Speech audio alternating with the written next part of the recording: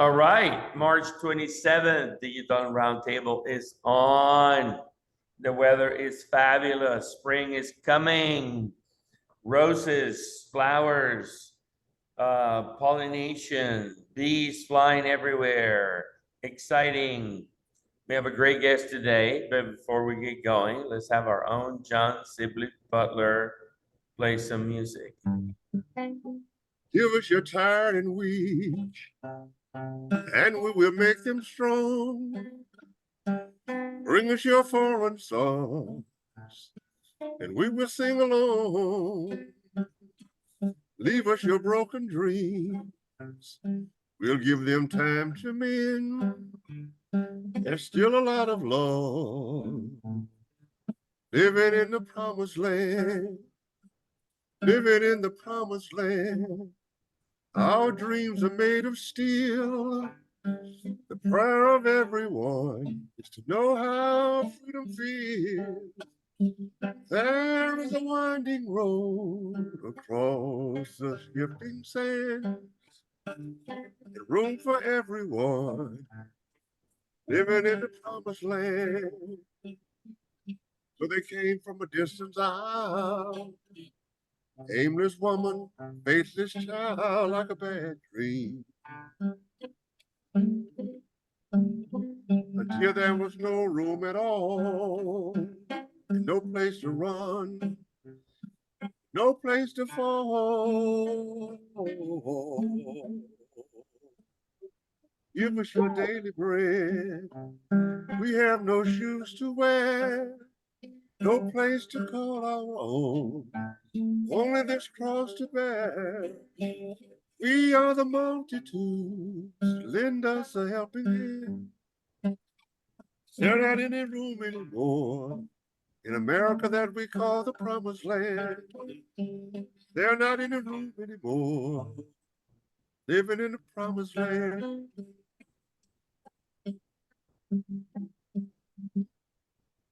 All right. Well done, Johnny. Thank you, sir. How are you doing? I could tell you before I go to you here that, you know, the economy, I don't know, things are crazy. There's a lot of things going on. The stock market is through the roof. Bitcoin, cryptocurrencies through the roof. Boeing company is in shambles.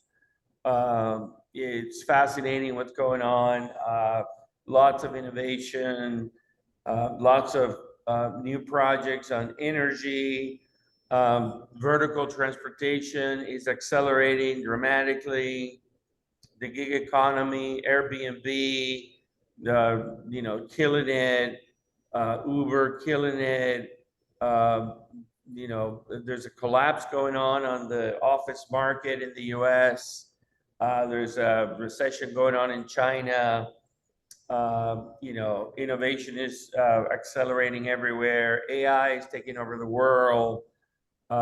Fascinating stuff, Johnny. What do you see? Well, you know what we should ask always is what moves the needle for economic security, the stock market, and obviously it is enterprise. In this case, the stock market is excited about the new AI enterprises. As a matter of fact, I had my briefing yesterday from my stock people, and they talked about the interest rate, which you didn't mention. There's anticipation that the Feds will cut the interest rates again. But more importantly, as we have discussed on this program, there are so many new companies that will move the needle economically in a different kind of way. So when you look at a company like Dell, located in Austin, or Whole Foods, located in Austin, they must include in their portfolio now AI kinds of initiatives. So when you look at the stock market, you say, "My gosh, it is really through the roof."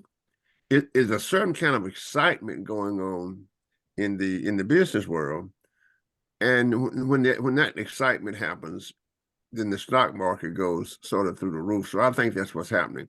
All of the innovation that Llewellyn and myself and yourself have talked about, there's a certain kind of investment kind of situation going on. And then when you stop and look at the world, you can see that the promised land is still sort of booming, But as Lou Allen has said, and we have discussed so many times, there's so many different kinds of situations that's going on around the globe that is not economic secure.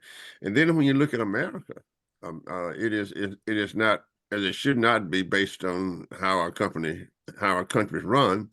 Not all regions are excellent.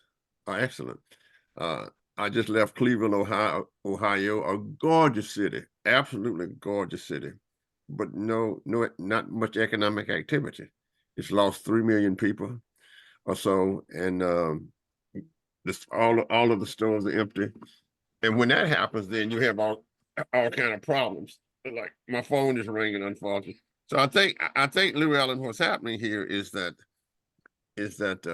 you have predicted the biggest issue that we will have in the future, and that is, how will all of these great companies that's developing, how will all of this AI run? And in your last column, you talked about the end of electricity. What happens when you turn on the electric lights and it doesn't come on? So what's going on, Andreas? We have a lot of stuff going on, but hovering over us is, how will all of this stuff run? Hovering over us is, if you want to build a ship, is there an ocean? If you want to build an airplane, is there a sky? Before we go to Llewellyn, I just want to add a couple things on that, which really fits into our great guest that I'll introduce him in a little bit. The grid is being hit by a perfect storm of electrification of transportation, a new vertical economy with drones and vertical takeoff and landing vehicles starting to happen in January of 2025 nationwide. A renaissance in manufacturing, a comeback of manufacturing from overseas into the US.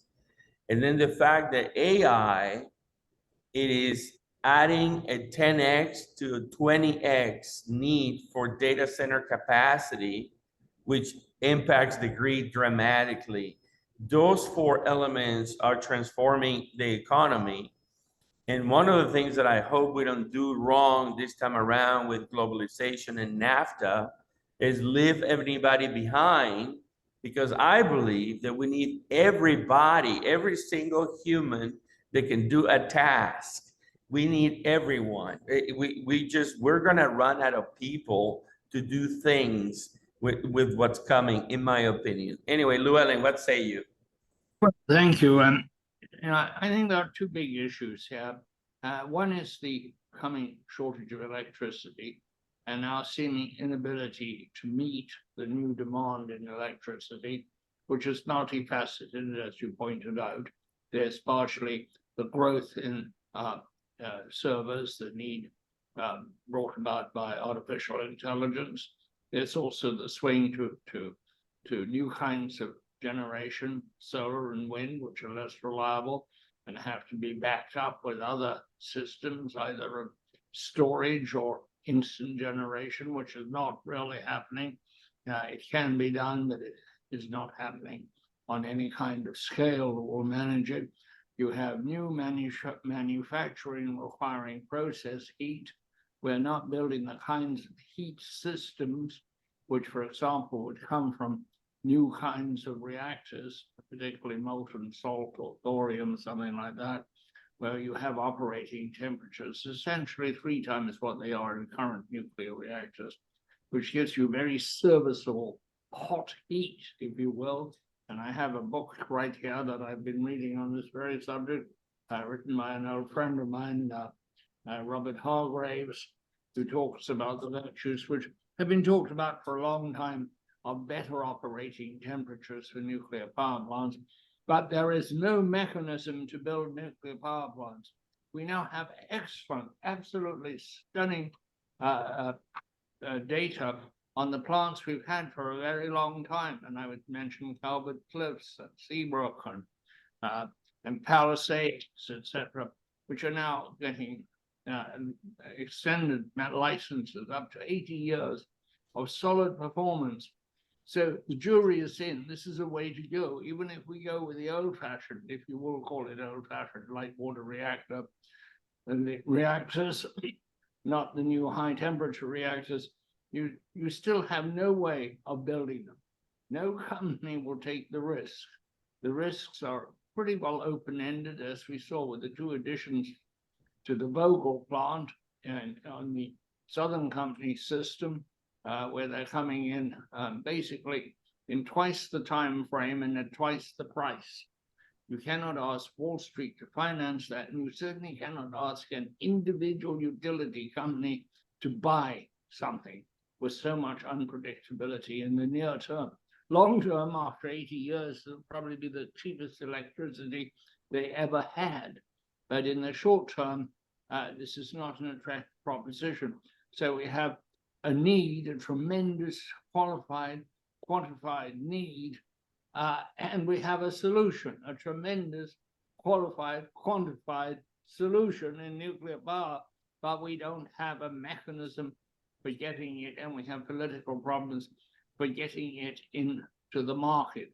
The government has to take a much more aggressive role, must be prepared to shoulder much more of the risk, to indemnify buyers, at least for the first tranche of new reactors. There doesn't seem to be any other mechanism. Otherwise, we're going to deal with a tremendous shortage. We're going to deal with not retiring coal plants, with building more gas plants, with more carbon going into the atmosphere, and even so we're likely to have blackouts and brownouts sporadically across the country when you get into very high pressure situations. And what I didn't add to the demand on electricity is higher temperatures. That means more air conditioning, but it also means that the electric system has to run without maintenance for longer periods, which endangers it in different ways if you're not able to do the maintenance, which you know very well with your background, Andres, in electricity. The other problem we have in the country, and it's a very large problem, and that is a lack of housing. Not just affordable housing, housing. The housing stock is fairly rigid, it's growing quite surprisingly slowly. Here you have demand, you have people really clamoring for houses, as evidenced by the very high price of housing, the enormous escalation in house prices, plus the escalating rents. Now, on the bottom end of society, we've got a situation where people are paying more in rent than for food. And something's got to give. And what happens is they end up homeless because they can't afford their rents. And the astounding thing about these two issues is that they're not getting attention in the political debate. This is a political year. You would think the Democrats would be saying, housing, housing, housing. We're going to build houses. We're going. It would seem to me that was like giving a gift from God to the Democrats, but they haven't availed themselves of it. Likewise, electricity supply. That would be a gift to somebody who would say, we've got a problem. It's on the horizon. One of the downsides to the housing problem, apart from the human suffering, is you immobilize the workforce. One of the great dynamics of American capitalism has been its mobility of its workforce. The extraordinary capacity for Americans to get up and go where the work is. It's not happening anymore because people are now tied to the homes they have. They can't move easily across the country, say into California, because there's no housing. They don't want to sell the house they have because they won't be able to buy another one.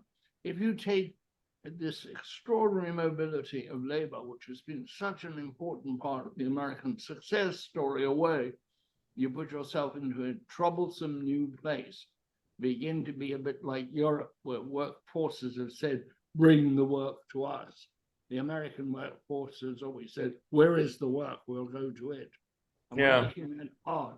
The other underlying thing, mitigating against worker mobility, is people who get stuck in lousy jobs because there are healthcare benefits with those jobs. Another source of immobility.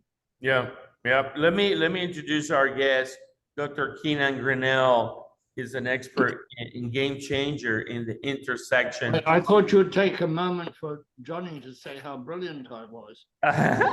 Didn't you Well, get let me the just say script, this. Johnny? I sent the Yes, script his earlier he today. it's so frightening. He's nearing me. You know, I mean, when I see someone that I had to mentor that become just as smart as I am, I get afraid, but I'll accept his. I'll accept him on that. Let me Keenan, don't worry. Keenan, let me go just back say to my Keenan. introduction and my caution of words for Keenan, not to get in the middle of you two arguing. Dr. Grenell is a game changer and an expert in the intersection of entrepreneurship, economic development, politics, diversity, and wealth creation. He runs his own group, the Global Capital Group, and he's also the executive director of the Manufacturing Diversity Institute, which we're very interested in hearing about, among many other accolades. He's also the vice chairman of the board of directors of Technology Innovation Center. Keenan, welcome to the program. You've listened to these two gentlemen espouse their opinions. I've introduced a bit of the topic. We are very interested in digital transformations, Industry 4.0, manufacturing being a big piece of that. Tell us a little bit about you, your company, the institute that you're building, and chime in. Well, first and foremost, I want to thank you all for inviting me to participate. And, you know, I tentatively sat here and I listened to quite a few things. First and foremost, I feel like I'm in a combination of Meet the Press and the Grammys, you know, with all this intellectual firepower going on, and then the serenading by John Sibley Butler. So, you know, I'm really confused in terms of, you know, am I, Meet the Press or the Grammys? Then I'm listening to some chaos that's being laid out. You know, labor. You know, I call it the geography of work. Talking about political debates. Talk about lack of housing. You know, nuclear power concerns. I say that, you know, what you all laid out was significant uncertainties, significant urgencies. But I'm here today to talk about several things that at the end of the day, I hope that you'll understand that I'm the nation's largest cheerleader in terms of magnificent things that will be built in the future in Milwaukee by not the usual suspects. And I'll break that down for you. So I'm the CEO of Global Capital Group. We're an entrepreneurship and economic development consulting firm. We use business intelligence approaches and strategies to provide sophisticated market research for our clients. And also, I'm also the executive director of the Manufacturing Diversity Institute. And I know Andres is probably more interested in the latter because that's where we began to have some discussions and tie together. So let me tell you a little something about MDI, just real quickly, and then you can ask me a ton of questions in terms of what I'm doing and how I'm doing it now. MDI started in 2013, right after I, along with two business partners of mine, created the Global Capital Group. We floated a white paper because I was working on a project at that time for the chancellor of UW colleges in the extension, but he later became the president of the entire UW system. He wanted me to work with about 5 or 6 high-profile African-American churches in the city of Wisconsin to do two things. One, to convert their community development corporations into economic development corporations. And then two, to see if there was some bench power and strength inside their congregation of individuals who could make things. So about 1.5 years after that project and the end of the contract, I still had that fire in the belly. So I began to craft this white paper, and then I floated it at the federal level, all the way to the Department the Economic Development Administration. Their second in command asked me to come to Washington, D.C. and have a conversation with him. I used that conversation and the energy and the platform from that discussion to say we were on the right pathway, we will stand up this institute. And then, of course, you go through about a year process of, doing a nonprofit organization, going through all of the hoops and channels, and in terms of setting up a board and the bylaws and incorporation and waiting on your IRS, paperwork and number to be provided to you. We asked Dr. John Sibley Butler to be the chair. And the reason that we wanted John Sibley Butler to be the chair of this institute is because we are replicating basically IC Square as it used to be back in the day. We even set up a fellows infrastructure, with the institute. Matter of fact, I was on a Zoom call about 2 hours ago with one of the fellows of MDI working on this project called the Building Construction Advanced Manufacturing Institute of Excellence. Now, what is that? That is a project that is currently being funded by the governor of Wisconsin through ARPA resources. And I have a grant to do 3 things. One, to do site selection for this new institute. Number 2, do a site assessment. And number 3, develop training modules for minority business enterprises who would be interested in getting into industrialized construction from a supply chain perspective. I look at it in terms of supplier diversity, because what I'm trying to achieve through BCAMI is to ensure that as industrialized construction begins to grow, continue to take shape, become much more impactful in terms of jobs and wealth, that sort of thing, that minority business enterprises are front and center in terms of all of the pieces and parts that go into homes, that go into commercial structures, and that go into specialized development opportunities. So that's what I'm doing. It's a tall order, because what we are also interested in achieving is to make sure that we become recognized as one of the National Network Advanced Manufacturing Institutes of Excellence. There are about 16 of those institutes in the country right now. Several of them were started during the Obama administration. The first one was started up in Youngstown, Ohio. It is the go-to National Network Advanced Manufacturing Institute in terms of 3D printing. The one that I actually was on their National Workforce Board, was Digital Times Manufacturing on Goose Island in Chicago. It is the go-to institute in terms of digital manufacturing across the country. So all of these institutes have been established, but there's a missing component there. There was no infrastructure in place that said, we're going to make sure that MBEs are included in what happens in terms of the good, great, creative, innovative things that take place, as well as the wealth that is going to be created. We want to make sure that that is not lost in BCAMI's mission and vision. That is not lost in the operations of BCAMI. That is not lost in the advocacy of BCAMI. And that is not lost in the new generational wealth that we are talking about creating through this particular institute. So that's what we're doing. That's the platform that we've established, and we're looking forward to any and all questions that you might ask as it relates to that. Yeah, well, thank you, Dr. Grenell. Let me just say this. Dr. Grenell is also a former professor at Auburn University and Colgate University and other universities. Marquette. And Marquette University. So when he first approached me, we really talked about 2 things. How do we bring manufacturing back to America? And he happened to be in Milwaukee. And Milwaukee was one of the centers, the very center of manufacturing in America.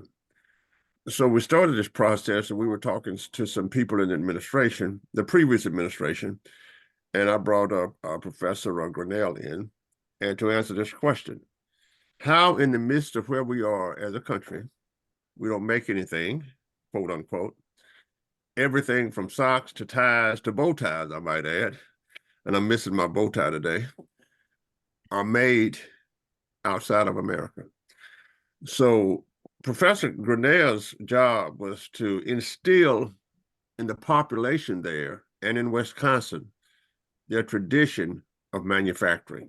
And related to that was that if you go back to the data during the manufacturing years, the Black population was one of the wealthiest, economically secure populations around manufacturing. Of course, that was true in Detroit, that was true in Cleveland, and et cetera. As a matter of fact, the entire population was very, very secure. So I just said I left Cleveland, and you can see that across all sectors, and that's a problem. So I see Professor Grenell's population around the center of where we need to be. But I would like to ask him this: between Cleveland and et cetera. So let me ask you this, Keenan. What's the gap between, in terms of thinking? I mean, thinking, not the actual gap. How do people think about the idea of bringing manufacturing back to Milwaukee? Has there been too many years? You've been gone too long? How do you bring back to a generation that never saw manufacturing in Milwaukee? It's interesting that you should pose the question in the manner in which you did, because you asked about a gap in thinking. Let me tell you about the thinking here. And it has everything to do with the history of manufacturing and in Milwaukee. When you think of the Black population in Milwaukee, and I want to just kind of build on what John mentioned, the Black middle class in Milwaukee was the most prosperous Black middle class anywhere in America, late 1950s, early 1960s. Why? Because manufacturing was king cotton here in the city of Milwaukee, in the southeast Wisconsin region. They built factory neighborhoods around some of these major industries here in Milwaukee. People walked to work, okay? I used to be the chair of the board of directors of the 30th Street Industrial Corridor, which was the major industrial artery in the city here of Milwaukee. There was a community down the street from the old A.O. Smith site that is called Garden Homes neighborhood. That neighborhood itself was the most prosperous Black neighborhood in America in the late 1950s and 60s. Why? Because people had good manufacturing jobs.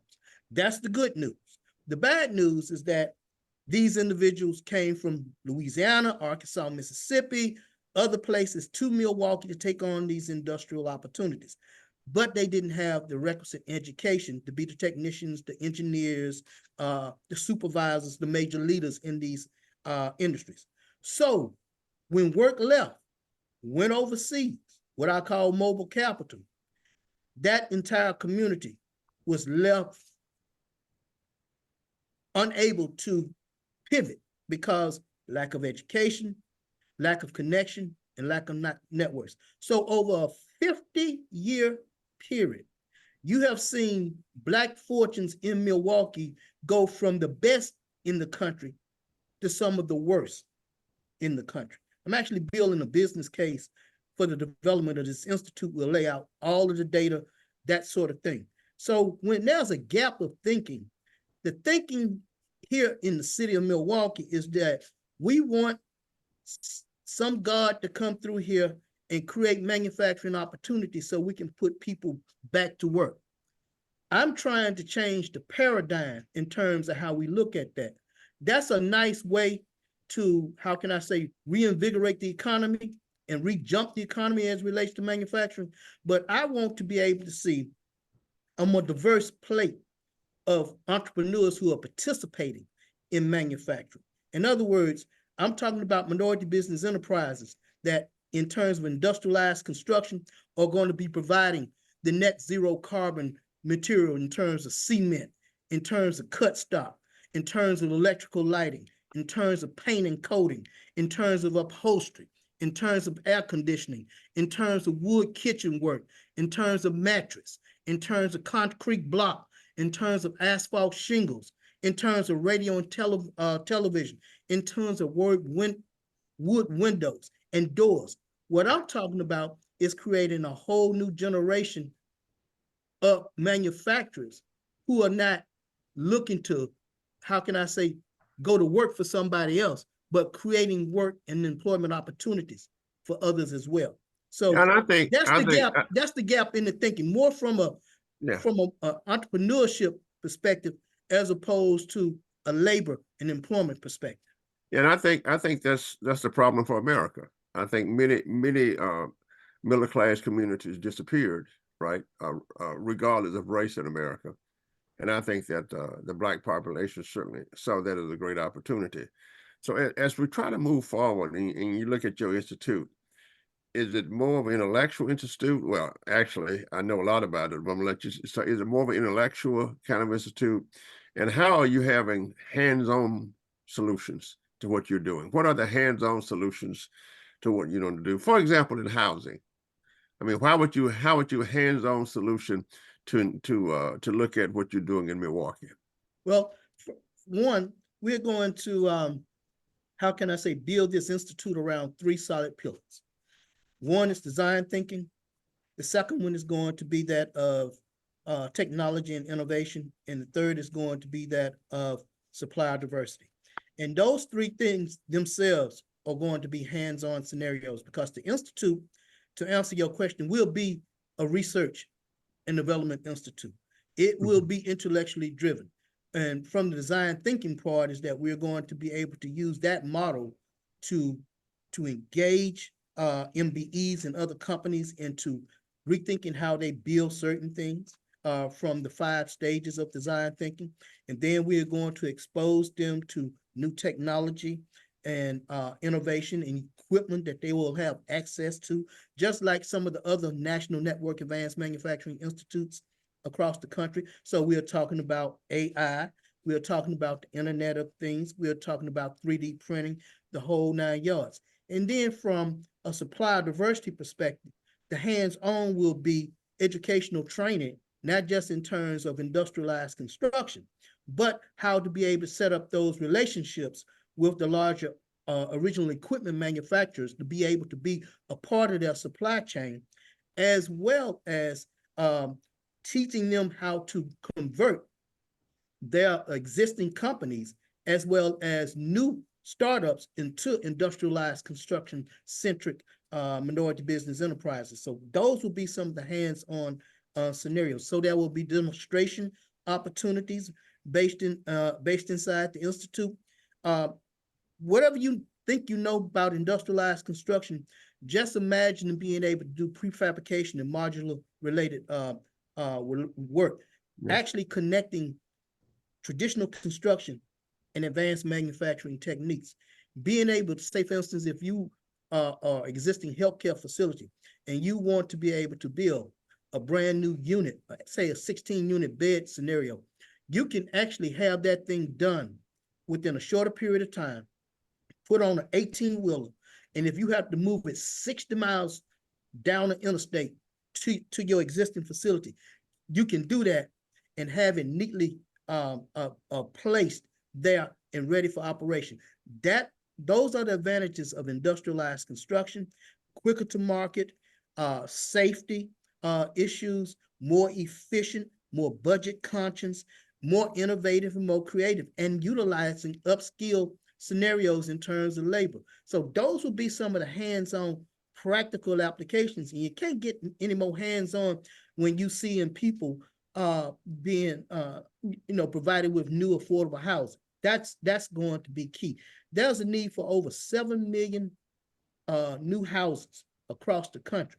Who's going to build those houses? How will those houses be constructed? We will go inside of those new homes. Will those new homes be a part of the new sustainable movement that's taking place across the country as well as across the world? Well, good. I mean, obviously, what you're presenting is a problem for the country, and the 6 funded or whatever it was funded centers will have their handful in the future. I would like to ask you, to what extent are you allowing for the fact the manufacturing that left these shores is not the manufacturing that will come back? You mentioned 3D printing. If you look in an automobile factory anywhere in the world now, the one thing you don't see is a lot of bodies putting wheels on it, etc. You see a lot of robots doing it. At one time, the production line was covered in people, each one doing something. Nowadays, the production line has very few people, and they're mostly sitting at computer consoles.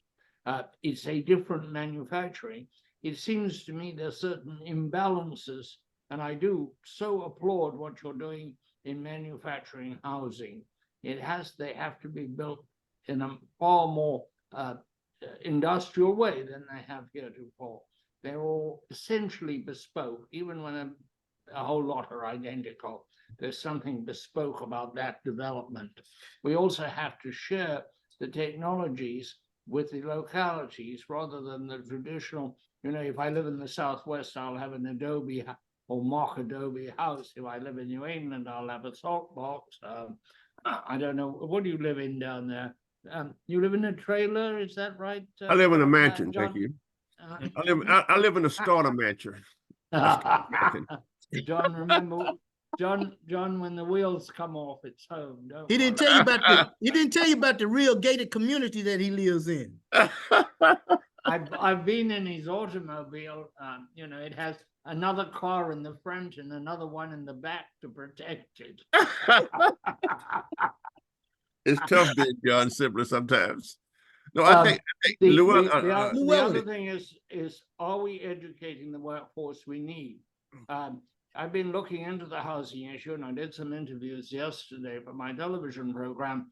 And the thing which was very clear is there's a shortage of labor when it comes to construction, carpenters, electricians, people like them. Our schools are not turning them out. Most of the industrial labor force building houses, and you can say it's an industrial labor, tends to be immigrants. A huge role for Mexicans and people who learn their trades outside of America because they aren't learning their trades inside of America. And how do you address that? Can we bring the educational system more into some sort of compatibility with the realities of the demand in the society, less with the traditional? I think educational systems tend to stick to a traditional curriculum when the demand has changed and a different kind of graduate is needed. Absolutely. You threw out about 1 billion possibilities there for me to address, but I'm going to try to tackle. Well, I told you John Sibley Butler a lot, so I have a lot of ideas. So Keenan, John and I often talk about manufacturing in realistic terms. Manufacturing is not what manufacturing used to be for your grandmother and grandfather. That's what we have to tell people. It's much more highly skills that are now demanded. It's much more technology that's used. And so case in point, about 10 years ago, I had an opportunity to visit with Miller Coors, their facility here in Milwaukee. Huge facility, huge campus. When I went in along with the other people who were touring the place, I was looking for, all these people that are working now. We're looking at a facility just in one compartment that is as large as any major NBA basketball stadium, okay? There were 3 people in there working because everything is digitized now. They were on their smartphones and their tablets, and they were basically operating the facility from there. So the reality is that you're not going to have 500, 600, 1,000 people in a facility. You're not going to have 3 shifts of 800 people in a facility. People that want to be involved in manufacturing, I learned this from somebody that does business with South Koreans because they're very serious about their investments here in the United States, and especially in terms of when they invest in operations, they say that you got to at least be willing to go to school for at least a year and get a technical degree. And then you got to be willing to invest in your own continuing education, because the courses that you take for that year, they are going to be okay. But technology, as you know, changes so abruptly that you got to be able to keep up with what's going on. And in terms of being able to entice people into manufacturing, manufacturing has to be sexy now. It's not the old unsafe workplaces that they used to be. They are much more thought about in terms of how work is now designed, how work comes out in a particular facility, as well as the equipment that is used in order to produce goods and services. So things are changing, and you don't have to go to a four-year university or college in order to get a degree. The two-year technical schools are probably the most important pieces of the educational equation in bringing manufacturing back. And so you mentioned immigrants. Well, John will tell you that I have this saying: the opportunities go to people who are ready to take them on, and who embrace them, and who run to them. And so if there are, individuals that are part of this webcast that represent, Hispanic communities, African-American communities, Native communities, here's what I would say: get your people ready, get your people educated, make sure that you connect individuals to manufacturing events inside of your communities. The first Friday in every October is National Manufacturing Day. There are events going around the entire country that will have high schoolers and middle schoolers and maybe even some elementary school students go to manufacturing facilities to see how things are done. Talk to manufacturing executives. Talk to them about how important it is to maybe consider a good manufacturing job. In the state of Wisconsin, the average manufacturing salary is about $74,000 a year. That's a decent middle-class income here in this particular state. And that's just at the midpoint. So you can build a middle-class background and a middle-class opportunity for yourself through manufacturing. Well, Professor, let me just ask this, and Louis Ellen, I want you to really come on to this too. One of the reasons we lost manufacturing was because of the price of labor. That is, the 2000 computer that you now sit in front of might have cost $7,000. And the eyeglasses that you wear now might have cost $80 instead of $40. So one of the things we're going to have to deal with as let's say that you're a board member at any company, is the price of labor. American workers are expected to be paid, and what has happened with the internet is that if I have an engineering firm, for example, and I need to hire 15 engineers, and we're doing it all digital anyway, online anyway, I could hire American engineers at $180,000 a year, or I can hire an engineer from India or Nigeria or another country for $50,000 a year. So one of the things we're going to work through is the price of labor. Are Americans willing to pay more for things that are manufactured? That includes automobiles, that includes typewriters, that includes computers.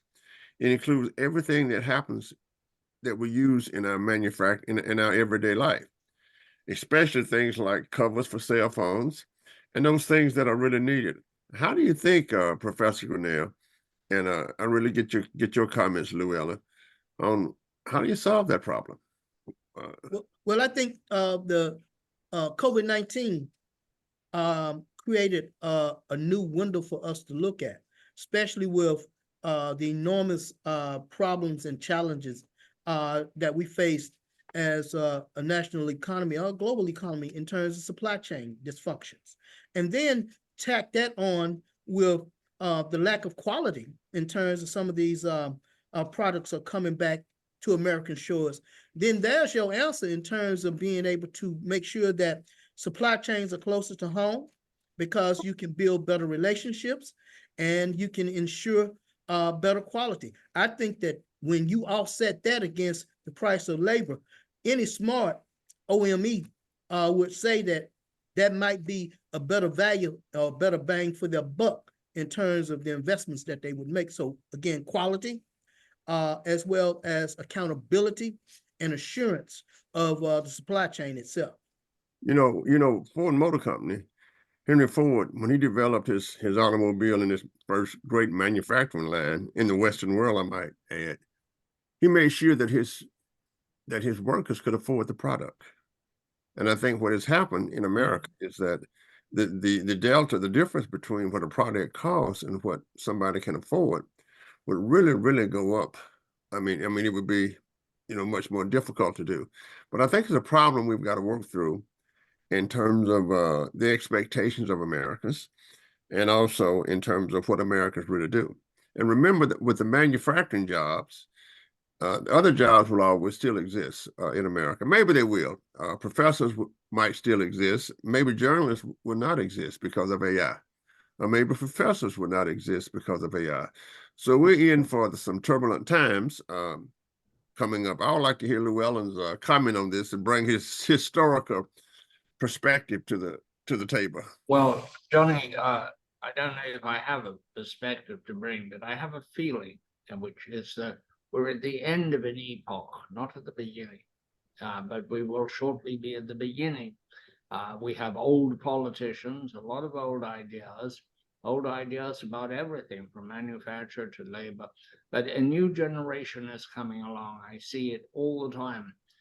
In every company I deal with, where new younger people are taking over, a new time is coming which will adjust and live with things that we have not lived with, at least those of our age, including, of course, artificial intelligence, 3D manufacturing, new materials, incredible new materials are coming. We just don't allow for that. Manufacturing as we have known it, the big factory with a big workforce, that probably is not coming back. Dispersed manufacturing probably is. And to a large extent, it has quietly happened. We have a surprising amount of manufacturing going on in the US, but it's not in the old pattern. You mentioned two interesting data points. I don't know what you'd make of them. You said you couldn't buy a bow tie. I should have been wearing my bow tie today, but Johnny, just for you, I wore this bow tie, which has a bull and a bear, which is a throwback to when I did a television. You think I'm a socialist who want to nationalize everything. Uh-oh. I'm just bringing this. I'm just wearing this to show you that I used to be, Linda and I used to do a television program called The Bull and the Bear, also said colloquially to be all the bull you can bear. But the best bow ties in America are made in America by a thing called the Tie Club. They guarantee American. But the problem with some manufacturing is just the lack of technical base. I was talking to a woman who makes uniforms for the military, and she said, and it's one of the old New England mills in Fall River, and that's all they make now because everything else went first to the south and then to Asia. And the problem, she says, she can't find people who can sew. Just rudimentary sewing is part of manufacturing with big fancy machines. You still need that fundamental skill on the floor. So we need to look at our skill set. I think that there are going to be fewer manufacturing jobs. Much more of it will be done, will be managed by artificial intelligence. But I think we're going to have a tremendous need for work people who can do stuff, people who can fix things that are broken, who can, the tremendous need for labor in that area, in the area of maintenance and construction, which cannot be automated and shouldn't be automated.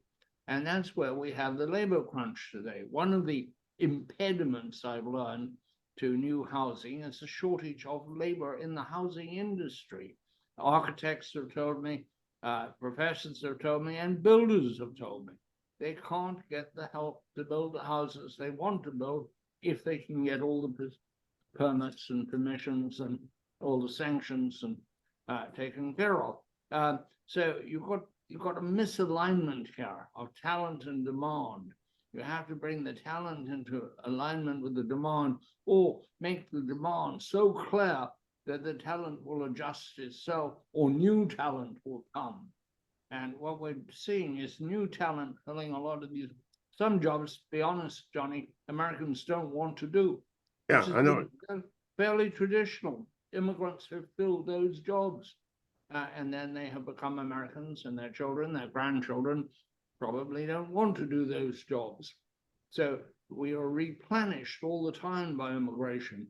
And if we don't have a substantial replenishment of our skilled class, not our educated class, our skilled class, people who fix things, there are going to be big changes. You're not going to need the automobile mechanics you needed when you have electric vehicles with fewer moving parts, less engineering challenges, but those people will have to go somewhere else and do something else, or they will become a problem. I'm fascinated by something I heard about once.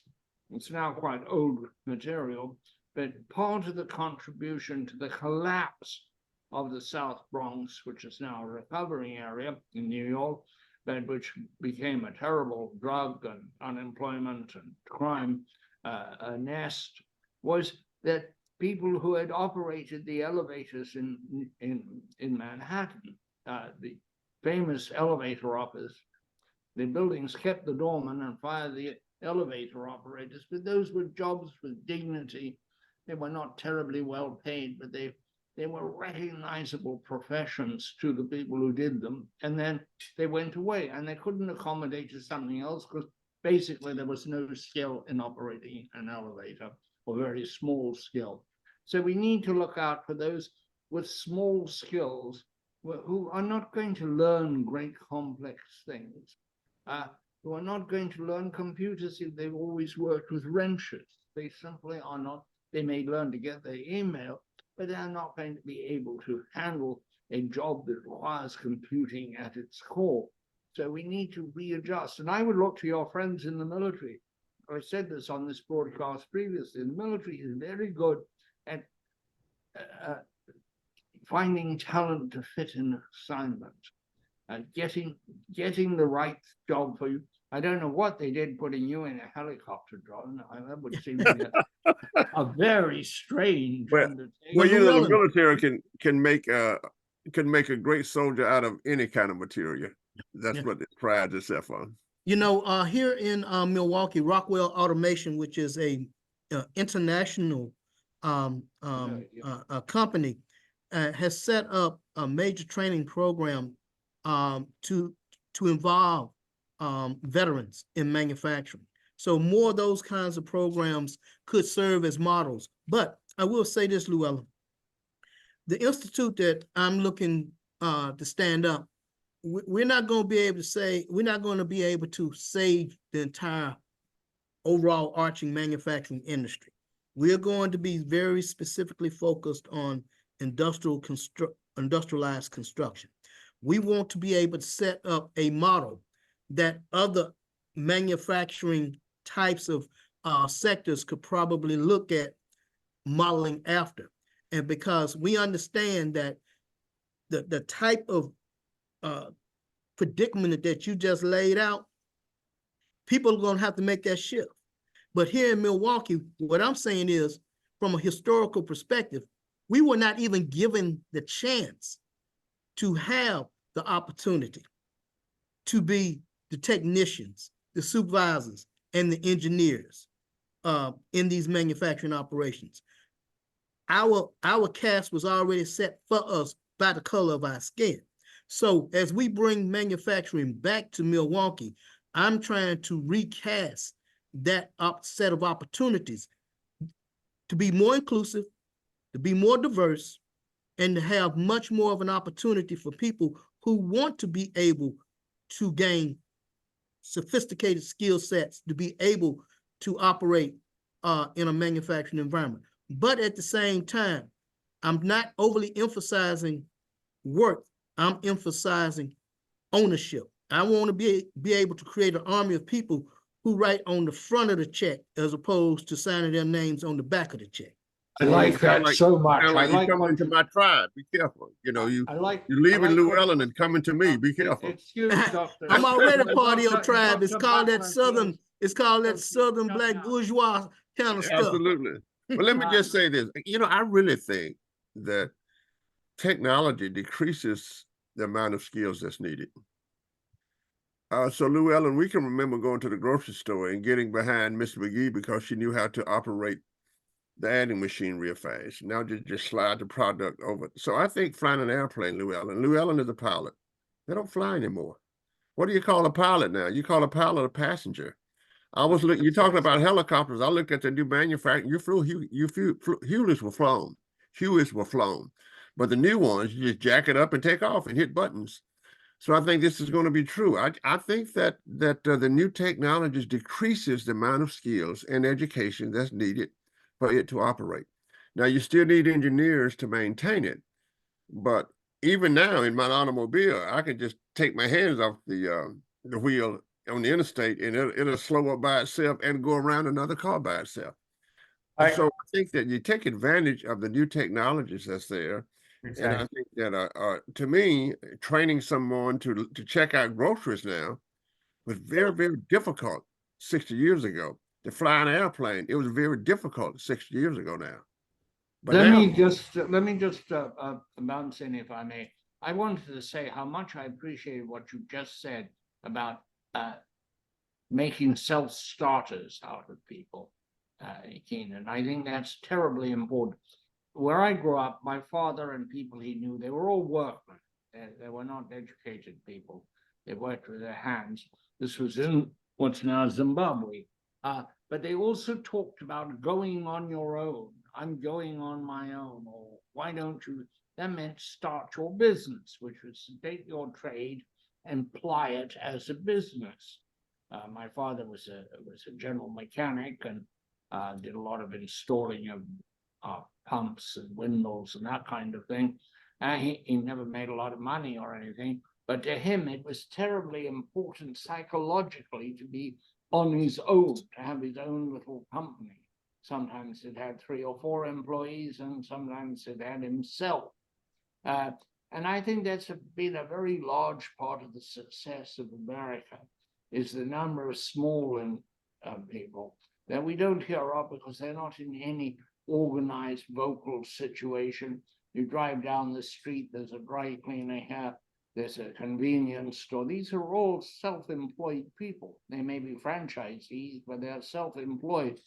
And when Napoleon scathingly said that the English were a nation of shopkeepers, I think he was inadvertently praising them, because a lot of self-employed people suggest a lot of resilience in a community, a lot of creativity.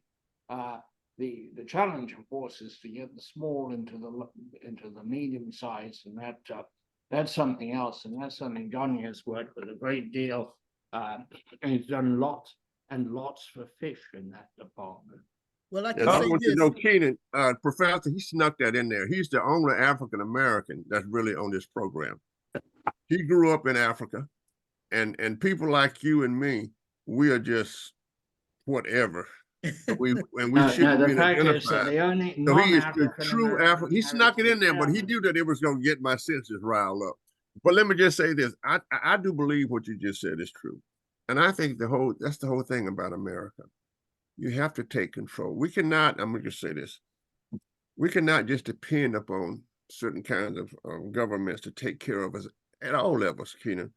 We have to say that let's go on our own. Now, everybody would not be able to do that because of personalities, right? Yeah. But we have to say, look, let's solve this problem on our own. And when we do that, then I think government will come. You talk about data, John. Let me throw a statistic out here for all of you. African Americans are less than 1% of all manufacturers in the United States. If that's not a problem in the economy, you tell me what is. If that's not a problem, Professor, but we didn't have that much manufacturing. We didn't have that much manufacturing. You're talking about when we bring back manufacturing. I mean, We don't have any manufacturing like we used to have in America, right? Right, but I'm talking about even existing, I'm talking about recent data, less than 1%. So Well, I think you'll that's a find huge, that's a huge gap there. Yeah, I think that most of immigrants though. Oh, well, you know, So let Chinese, me, Pakistanis, about Yeah. 25% of our manufacturers Right. in the United States. so let me chime in and ask a question to Keenan. So Keenan, I feel, and I said earlier that, you know, there are not enough bodies. Somehow, some people on the planet think that we are moving from 7 billion to 10 billion to 12 billion. That's too many people. But if you put them all together, shoulder by shoulder, they all fit in LA County. And I think that we need more people. We need more people, and the African Americans know being represented in the manufacturing sector is a problem.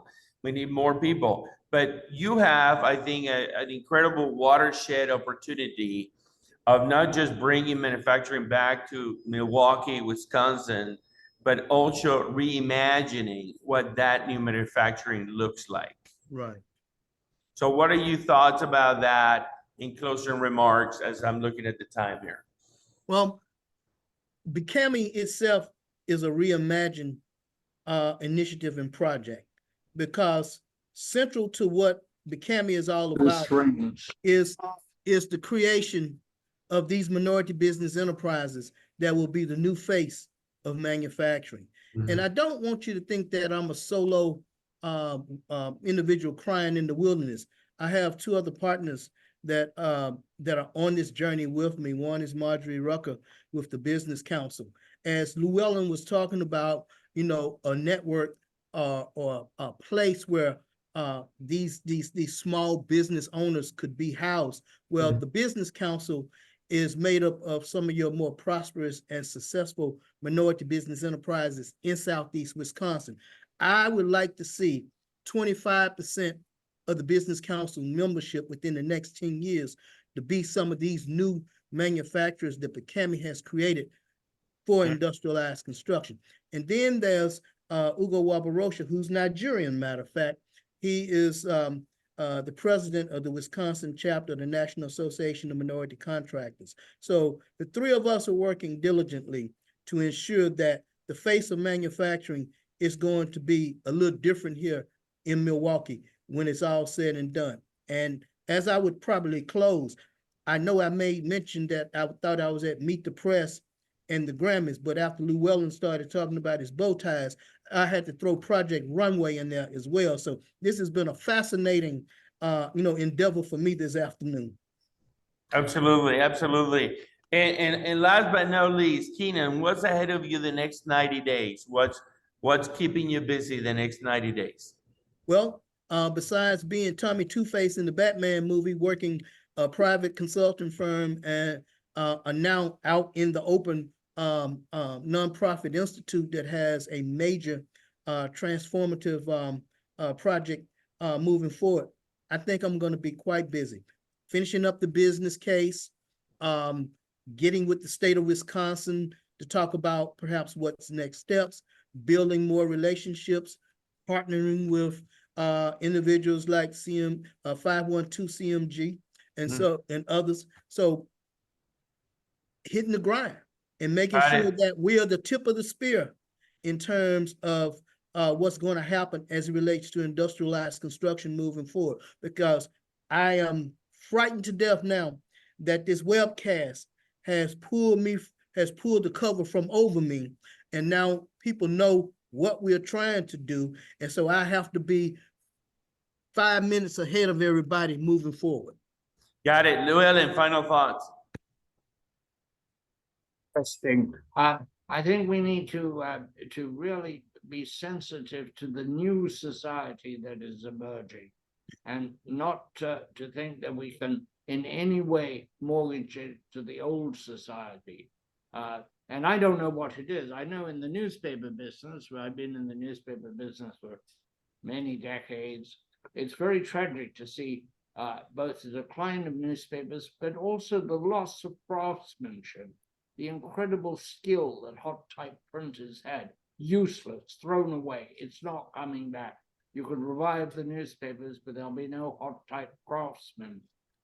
And I think we need to realize that let things go so new things can come. And I think there's a tendency to want, certainly in my case, to want to hold on to the old when the new is emerging. And as I say, I think we're at the end of one epoch and the beginning of another, which will be very different than the one that Johnny and Andres and I have lived through. I think you're a little younger than we are, but it's a truly challenging time.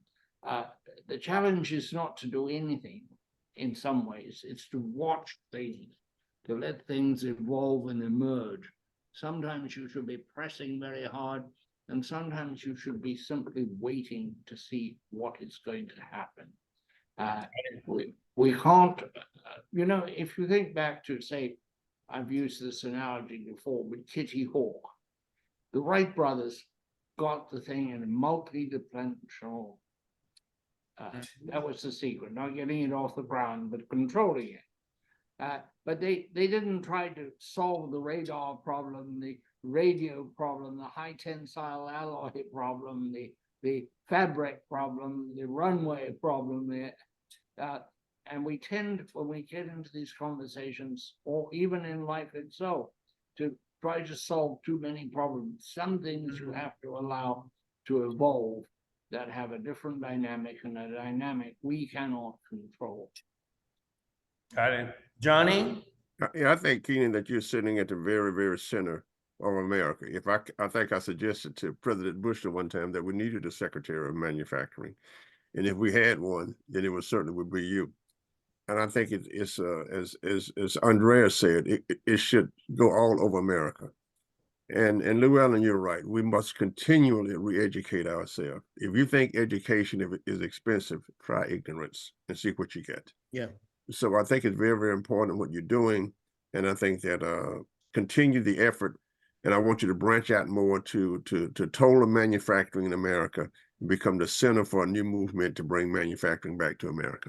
I hope you'll come back and report on how it's going. And Llewellyn, I learned from one of America's greatest philosophers a long time ago by the name of John Sibley Butler, that entrepreneurship and education are the great equalizers in a democratic society. So I come to work with that in front of me each and every day.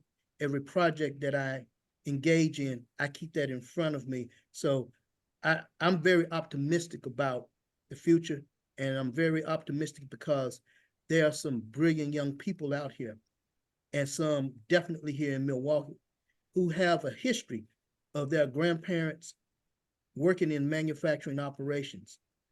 I want to write that second edition of the magnificent things that are built in Milwaukee, part 2. Yeah. And with the face of this new generation of doers and innovators front and center, making it happen. Thank you, Keenan. Thank you very much. Thank you for the sir. opportunity. Great to have you. Johnny, take us away. In the November morning chill, when the village is quiet and still, I took a walk through the fallen leaves to the fishery, where my old friend Pagliacci had coffee for me.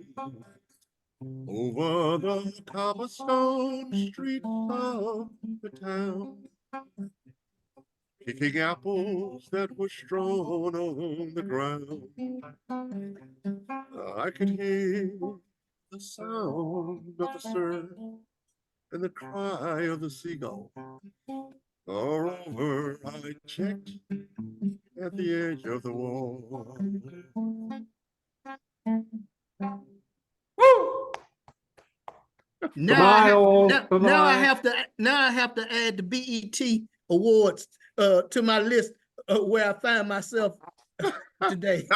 That was by a great Englishman. Okay.